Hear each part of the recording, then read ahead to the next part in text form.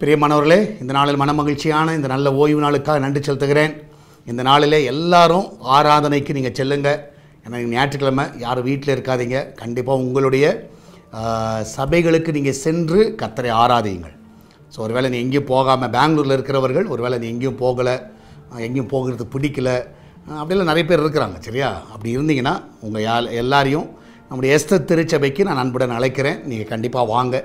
ஒரு ஐக்கியம் வைத்துக்கொள்ள, ஒரு சபையோடு ஒரு ஊழியரோடு ஒரு ஐக்கியம் வைத்துக்கொள்வது உங்களுக்கு நல்லது. ஸோ அதனால் எல்லாரையும் அன்புடன் அழைக்கிறேன். இன்று காலையில் 3 ஆராதனை இருக்குது. 6 o'clock, 8 o'clock, 10 o'clock. அது மாத்திரமில்லை, ஈவினிங் 6 o'clock நீங்கள் பங்கு பெறுங்கள். அது உங்களுக்கும் பெரிய ஒரு ஆசீர்வாதமாக இருக்கும். சபை மக்கள் எல்லாரும் அன்புடன் அழைக்கிறேன். இன்றைக்கி யாரும் வீட்டில் இருக்காதீங்க, எல்லாரும் ஆராதனையில் பங்கு பெறுங்கள். கர்த்தரை மையப்படுத்துங்க. முதலாவது அவரை தேடுங்க, மற்றது எல்லாம் அவர் பார்த்து கொள்வார்.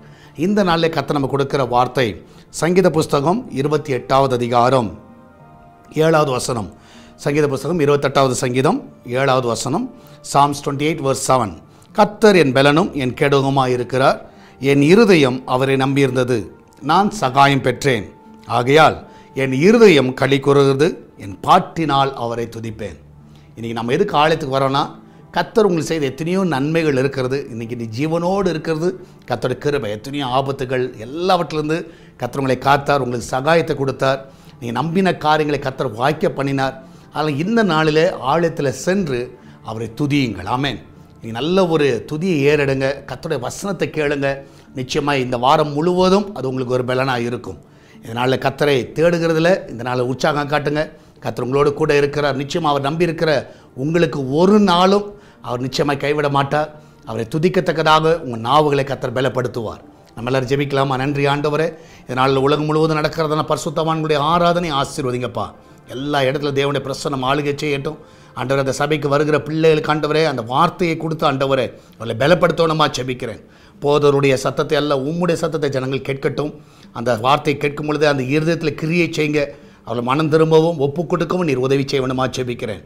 ஆலயத்துக்கு வருகிற பிள்ளைகள் பலவீனமாக இருப்பார்கள் என்றால் இந்த நாளில் எல்லாரும் சுகப்படுத்துங்க. அன்றைய கத்தாவே தேவனுடைய மகிமை எல்லாருடைய ஆலயத்திலும் கத்தாவே நிரம்பி வழிய வேணுமா ஜெபிக்கிறேன். அன்றைய எஸ்தர் திருச்சபையிலும் கத்தா வருகிற ஆத்துமாக்களை ஆசீர்வதிங்க. அநேக புதிய ஆத்துமாக்களை கத்தாவே நீர் கத்தா வழி நடத்துங்கப்பா. என் தேவன் தாமே ஒவ்வொருவரை காத்துக்கொள்ளுங்க, ஒவ்வொரு வழி நடத்துங்க. எல்லாருடைய போக்கிலும் ஒருத்தருடைய கரம் வந்து வழி நடத்தணுமா ஜெபிக்கிறேன். இன்றைக்கு அவங்க சமைக்கிற ஆகாரங்கள் எல்லாம் ஆசீர்வதிக்கப்படட்டும். நல்ல பாதுகாப்பாக இந்த கிச்சன் பகுதியில் தாங்கப்பா. அன்றைக்கத்தாவே இந்த சாப்பிடுகிற அந்த ஆகாரங்கள் சரீரத்துக்கு ஒரு பலனை கொண்டு வருவதாக எல்லா தீங்குக்கு நீர் விலைக்கு பாதுகாத்துக் கொள்ளுங்கப்பா. நன்மையினால் அவர்களை திருப்தியாக்கு. ஒரு குறைவில்லாமல் நீங்கள் நடத்துங்க. அதிசயங்களை காண பண்ணுங்கப்பா. நீர் அப்படியே செய்வதற்காக நன்றி செலுத்துகிறேன். அந்த மகிமையான காரியங்களை ஒவ்வொருடைய வாழ்க்கையில் நீர் செய்வீராக. ஆண்டகத்தா விசேஷமாய் வெளிநாட்டில் இருக்கிற பிள்ளைகளை சுகமாய் தங்க பண்ணுங்க. படிக்கிற பிள்ளைகள், வேலையில் இருக்கிற பிள்ளைகள் எல்லாரும் பாதுகாத்து கொள்ளுங்கப்பா. இதனால் சுகப்பிரசவத்துக்காய் போகிற பிள்ளைகள் நல்ல சுகத்தோட பிள்ளை பெற்றெடுக்கட்டும். ஆண்டகத்தா எல்லா தடைகளெல்லாம் நீக்கி போடுங்கப்பா. ஆண்டகத்தாவை வியாபாரம் செய்கிற எல்லாருடைய வியாபாரங்களை ஆசீர்வதிங்க. அன்றைய ஊழியம் செய்கிற எல்லா ஊழியர்களையும் ஆசீர்வதிங்கப்பா. ஊழியர்களின் சுகத்தை விரும்புகிற தேவன் இந்த காலவேளையில் எல்லாரும் நல்ல சுகத்தையும் பலத்தையும் கொடுத்து நீர் ஆசீர்வதிக்க வேணுமா ஜெபிக்கிறேன். அன்றைய நாள் நடக்கிற எல்லா காரியங்களையும் நீர் பொறுப்படுத்திக் கொள்ளுங்கப்பா. சான்றைக்கு நாள் வருகிற காணிக்கைகள், தசமங்கள் எல்லாவற்றையும் ஆசீர்வதிங்க. ஆன்லைன் வழியாக கூகுள் பே, ஃபோன்பே, பேடிஎம் மூலமாக, மணி ஆர்டர் மூலமாக வருகிற எல்லா காணிக்கை தசமங்கள் எல்லாம் ஆசீர்வதிங்க. அது ஊழியத்துக்கு பிரயோஜனமாய் மாற்றுங்கப்பா. ஒவ்வொருவரையும் பலப்படுத்துங்க. இதனால் ஆராதனை பங்கு பெறக்கூடிய உன்னதமான பலன் அவளுக்கு கிடைப்பதாக. அன்றைய மருத்துவமனையில் இருக்கிற பிள்ளைகளை ஆண்டவரை சுகமாய் வீட்டுக்கு கொண்டு வந்து ஆராதனைக்கு கொண்டு வருவீராக. எல்லா பலவீனத்தின் ஆவிகள் மறைந்து போகட்டும் அப்பா. இந்த காலவெளியில் ஒவ்வொருவரையும் பலப்படுத்துங்க. ஆண்டவரே, ஆராதனைக்கு வர முடியாதபடி தடையாக இருக்கிற எல்லா காரியங்கள் நிர்மூலமாய் போகட்டும். ஒவ்வொருவரையும் ஆசீர்வதிங்கப்பா. இயேசுவின் நாமத்தில் ஜெபிக்கிறோம். ஆமேன், ஆமேன். பிரியமானவர்களை, கர்த்தர் கூட இருக்கிற தைரியமாக இருங்க. எதை குறித்து கலங்காதீங்க. இந்த நாளில் யாராலும் வர முடியுமோ கண்டிப்பாக ஆராதனையில் பங்கு பெறுங்கள். வர முடியாத பிள்ளைகள் நம்முடைய எஸ்தர் பேரஸ் யூடியூப் சேனல், அது மாத்திரம் சால்வேஷன் டிவி யூடியூப், சால்வேஷன் டிவியில் பார்க்குறவங்க இந்த 3 காரியங்கள் நீங்கள் பார்க்கலாம். எல்லோரும் பாருங்கள், ஆராதனையில் பங்கு பெறுங்கள். கர்த்தர் உங்களோடு கூட வழி நடத்துவார். God bless you.